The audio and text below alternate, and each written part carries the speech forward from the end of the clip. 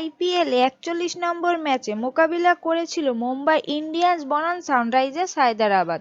এই ম্যাচে মুম্বাই ইন্ডিয়ান্স টসে জয়লাভ করে আগে ব্যাটিং করার সিদ্ধান্ত নেয়। মুম্বাই ইন্ডিয়ান্সের হয়ে দুজন ওপেনার ওপেনিংয়ে নামেন। উইল জ্যাক্স ২২ বলে ৪৬ রান করেন। রায়ান রিকিলটন ২৫ বলে ১২৩ রান করে নট আউট থাকে। এছাড়া ক্যাপ্টেন হার্দিক পান্ডিয়া ১৫ বলে ৩১টি রান করে। সেই সুবাদে ২০ ওভারে ২৪৩ রান করতে পারে ৫ উইকেটের বিনিময়ে। ২৪৪ রানের টার্গেটে সানরাইজার্স হায়দরাবাদ ব্যাট করতে নেমে দুজন ওপেনার অভিষেক শর্মা এবং ট্রাভিস হেড দুর্দান্ত শুরু করে। অভিষেক শর্মা ২৪ বলে ৪৫টি রান করে। এছাড়া ট্রাভিস হেড ৩০ বলে ৭৬টি রান করে। সানরাইজার্স হায়দরাবাদের হয়ে শেষের দিকে ৩০ বলে ৬৫ রান করে নট আউট থাকে হেনরি ক্লাসন।